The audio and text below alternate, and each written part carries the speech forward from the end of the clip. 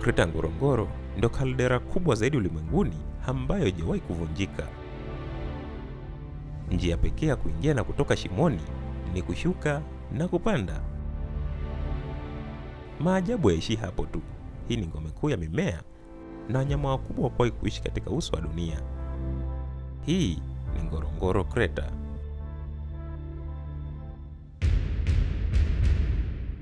Kupatwa na woga ni hali ya kawaida. Lakini mimi kama askari, kitu cha kwanza lazima kwa haraka niangalie kwamba yawezekana kuna viashiria gani ambavyo vimesababisha akaanguka. Aidha kuna mnyama mwingine wa aina yoyote ile ameweza kumuinteract, au adui labda binadamu.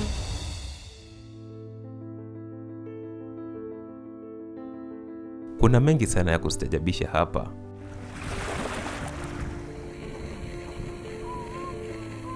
Lakini kukutana ana kwa ana na wanyama adimu na waliopo katika hatari ya kutoweka duniani ni jambo linalovuta hisia kwa wengi wanaotembelea bonde hili. Hawa ni faru weusi.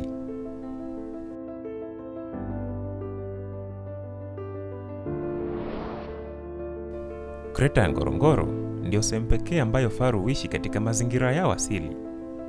Kwa kawaida faru huishi miaka 35 mpaka 40.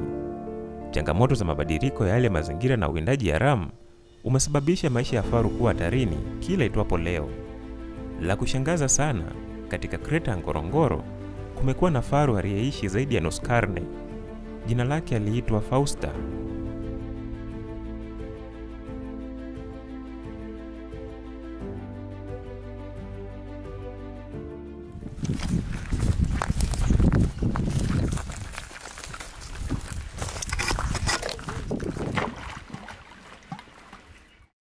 Kwa majina naitwa Edward Dastan Barikule, ni askari wa mamlaka ya hifadhi ya eneo la Ngorongoro, kanda ya Kreta. Nipo idara ya ulinzi na huduma za uhifadhi. Faru Fausta ni mnyama ambaye tumeishi naye kwa muda mrefu, na sisi kama wahifadhi alikuwa ameshakuwa miongoni mwa wanafamilia. Yaani kama familia yetu sisi pia. Tulikuwa tumeshazoea kumuita jina la bibi. Kwa hiyo hata mtu kimuuliza kwamba kuna askari yote kimwambia bana unaenda wapi, naenda kwa bibi, au kwa Kimasai wanaita koko. Kwa majina mimi naitwa Cosmas Sombe. Nafanya kazi mamlaka ya hifadhi ya Ngorongoro, kitengo cha tiba ya mifugo na wanyamapori. Namfahamu Fausta kwa majina mawili. Fausta alikuwa anaitwa Fausta kama jina ambalo alipewa na watafiti. Walikuwa wanafanya record za faru walioko Kreta. Lakini jina lingine la Fausta walikuwa wanamuita Fandambili. Kama ilivyo kwa kila kiumbe, hali ya uzee ni kizungumkuti. Kwa Fausta mambo yakuwa tofauti. Alipofikisha miaka 54, alianza kupoteza uwezo wake wa kuona, kujitafutia chakula na kujilinda dhidi ya wanyama wala nyama kama vile fisi na wengineo. Sisi kama madaktari na wajibu wetu ni kuwafuatilia wanyama wote, sio faru tu peke yake. Karibu wanyama wote tunawafuatilia. Tulianza kumfuatilia sana Fausta mwaka 2007. Tulipoanza kuona kwamba Fausta alikuwa anaanza kuwa na vidonda. Pamoja na kuwa faru wanakuwa na vidonda vyao vya kawaida ambavyo vinakuwa kwenye tumbo, vingine vinakuwa chini ya shingo. Lakini vya Fausta viliongezeka mpaka vilikuwa vinapanda kwenye mabega yake. Ile ndio ilitupa wasiwasi hasa kuanza kumfuatilia Fausta. Kwa nini vidonda badala ya kuwa kwenye sehemu za kawaida kwa faru, lakini vya kwake vilianza kuingia mpaka kwenye mabega. Hiyo ndio ilitupa hasa ukaribu kumfuatilia Fausta, na ule pia umuhimu wake kwamba Fausta alikuwa ni mzuri.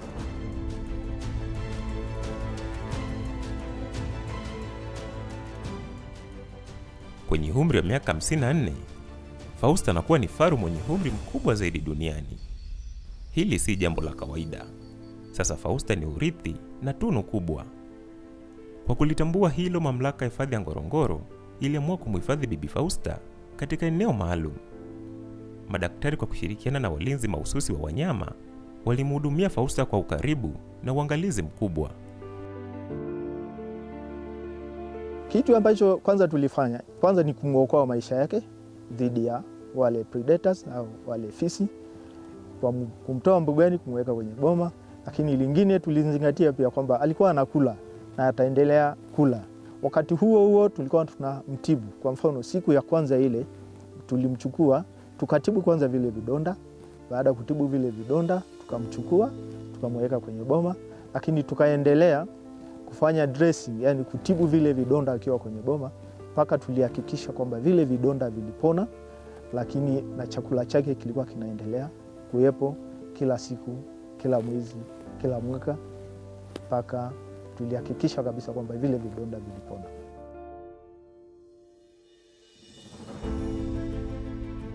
Faru Fausta kulingana na umri aliyoishi, kuna baadhi ya tabia za Fausta na faru wengine zilikuwa tayari zimeanza kutofautiana. Kwanza, faru ni miongoni kati ya wanyama ambao wapo aggressive sana. Ukikutana naye mbugani, lazima tu utatafuta namna gani unaweza kumkwepa.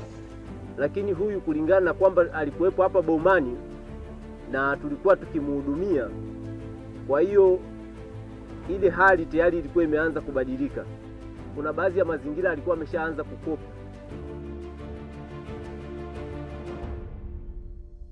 Asubuhi aliweza kuletewa chakula hapa kwenye boma lake, na tulikuwa tunaweza tukamfungulia akaenda kwenye boma lake la chakula yeye mwenyewe bila kuongozwa na mtu yeyote yule. Lakini pia unaweza kumfungulia akaenda sehemu nyingine nyuma ambayo ni sehemu ya kwenda kula majani ambayo yamepandwa bila kusukumwa na mtu yeyote au bila kuongozwa.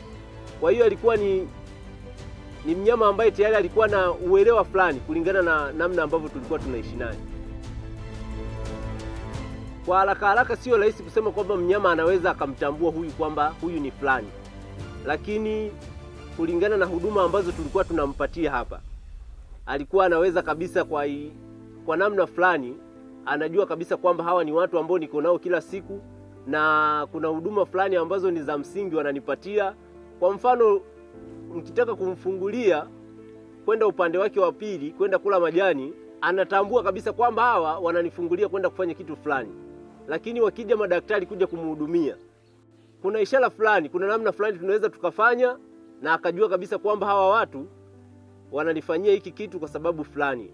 Kwa hiyo haikuwa ni kazi ngumu kwetu, sisi tulikuwa tumeshazoea namna hiyo. Mimi kitu ambacho sisahau sana kwa Fausta, kwanza nilikuwa karibu sana na Fausta. Tulipendana sana na Fausta, kwa sababu mimi ndio nimeanza naye, tumezana naye mpaka imefika mahali na mpapasa na mshikashika, na alikubali kabisa kwamba mimi nilikuwa namtibu, na pengine hata na harufu alishajua kwamba hii ni harufu ya fulani, pengine na sauti alishajua kwamba hii ni sauti ya daktari fulani. Kwa hiyo namkumbuka mpaka sasa, na ningekuwa na uwezo nisingekubali Fausta kufa. Kitu kikubwa ambacho sitakisahau, kwanza ni sisi tulikuwa tunaona fahari kuishi na mnyama ambaye ana sifa kubwa duniani. Tambua kwamba faru weusi ni wanyama ambao wanakaribia kutoweka, walikuwa wanakaribia kutoweka kabisa. Na hata Afrika na dunia nzima ni wachache, wapo kwa uchache, ni nchi chache sana. Kwa hiyo huyu kwa sifa aliyokuwa nayo kwamba ni mnyama ambaye ana umri mkubwa kuliko wanyama wengine wote duniani aina yake, lakini pia anapatikana kwetu hapa na sisi ndo tunaishi naye.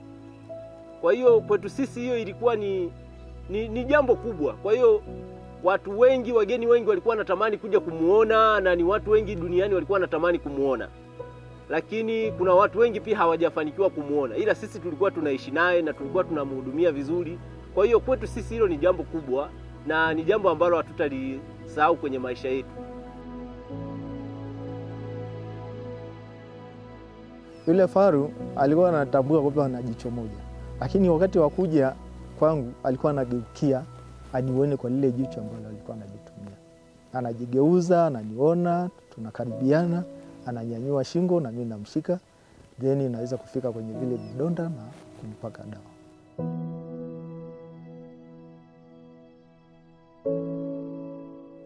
Tarehe 27 Disemba mwaka 2019, siku mbili baada ya Christmas, habari za huzuni zilitapakaa. Tumempoteza Fausta, faru mkongwe zaidi duniani. A rhino believed to be the oldest in the world has died at the age of 57. Believed to have been the world's oldest rhino has died at the age of 57 in a conservation area in Tanzania, where she lived for more than 50 years before health issues forced her to remain under specialist care. In a statement, it added records show that Fausta lived longer than any rhino in the world.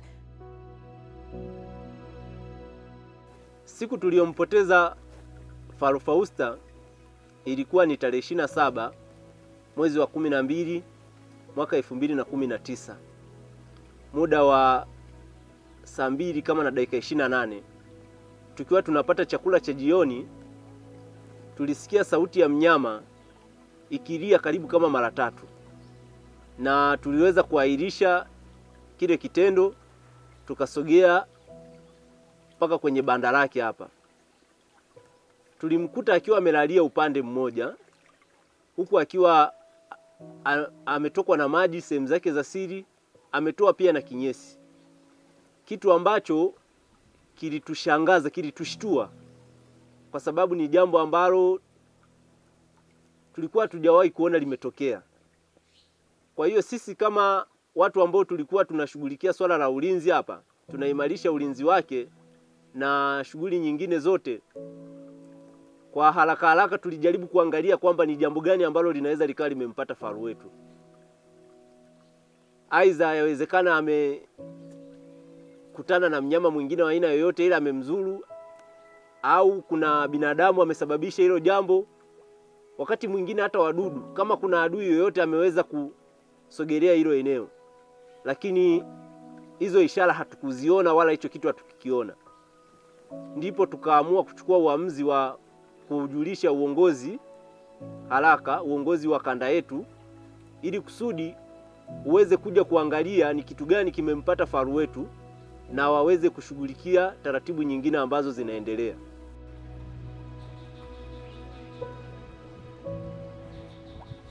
Kwangu mimi kwa kweli nilijisikia vibaya. Sio mimi, hata watu wengine pia walijisikia vibaya sana.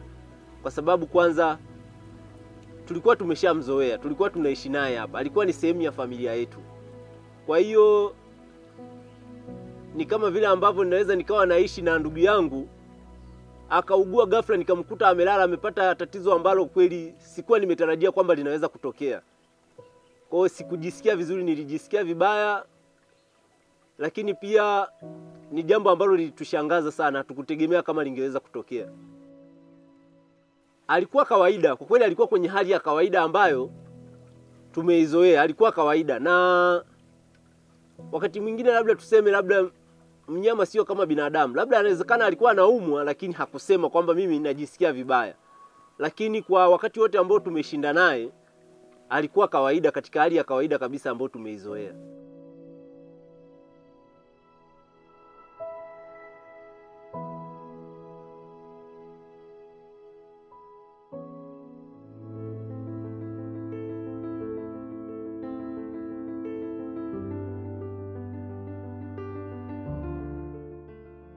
Historia faru mkongwe zaidi kuishi katika uso wa dunia iko hapa, lakini maajabu hayaishi hapo tu. Ardhi yetu imebarikiwa na mambo mengi ya kusimulia. Kuna stori nyingi za kushangaza hapa na kusisimua. Hii ni Kreta Ngorongoro.